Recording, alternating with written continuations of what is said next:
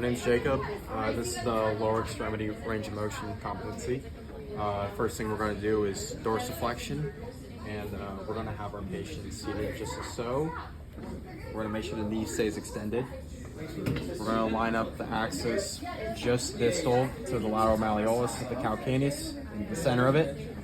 We're going to line up the stationary arm Make sure you copy the with fibular head. the fibular head. That's the landmark, not just the fibular. And then we're going to line up the moving arm parallel with the fifth metatarsal. Like this. And I'm also going to make sure that his heel is under control along with the toes. Let me try one more.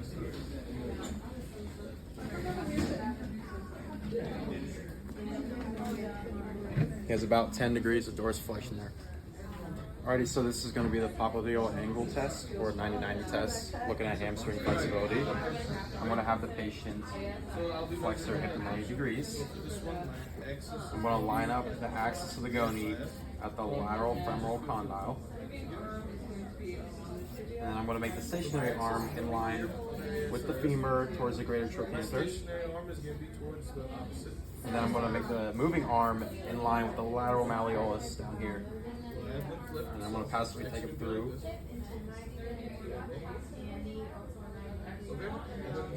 He's lacking approximately 10 degrees of full extension at the knee. It's internal and external range of motion at the hip.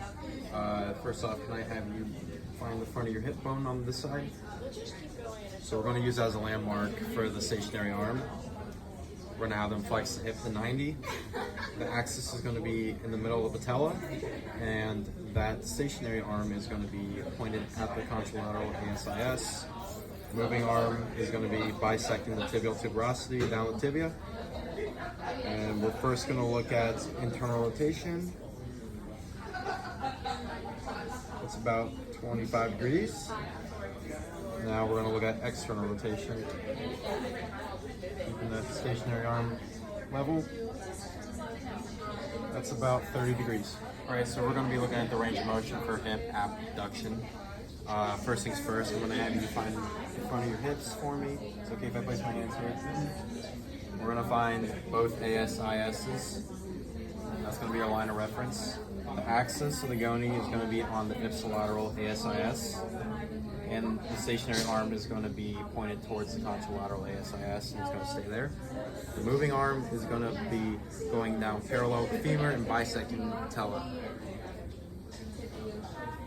I'm going to rest this goney here and have the patient hold it like that. And I'm going to stabilize the contralateral leg just in case there's spasticity.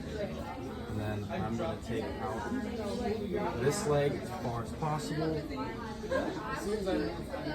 Thank you very much. I'll take that. That's about 40 degrees of abduction. Alright, so we're going to be measuring hip extension range of motion. First things first, you're going to have your patient lay on their side like this, scoot towards the table. We're going to find the greater trochanter, and that's going to be where our axis is. And then the stationary arm is going to be bisecting the torso, just like so.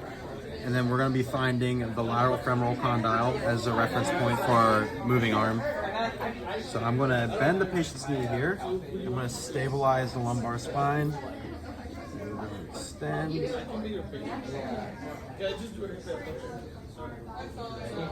he has about 10 degrees of hip extension. Alright, so this is the 5-foot angle. This is to help determine if there's some in-toeing going on at the tibia. So first things first, we're going to passively take the patient's knee to flexion like this, hold in that position. It's a resting angle measurement. Axis is going to be right through the calcaneus.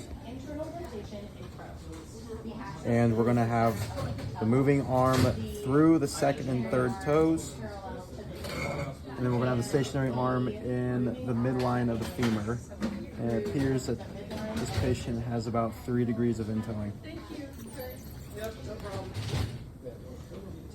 Alright, so we're going to be looking at hip internal rotation in prone. You're going to have the patient lying in prone, and you're going to passively take their knee to flexion. The axis is going to be right in the center of the patella.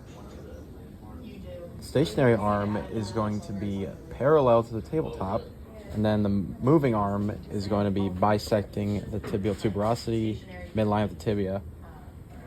So we're gonna hold that in place. And you need to say out loud what you measured, the numbers you measured. Yes, that's the issue. Everything's still in line there. He has about 25 degrees of internal rotation.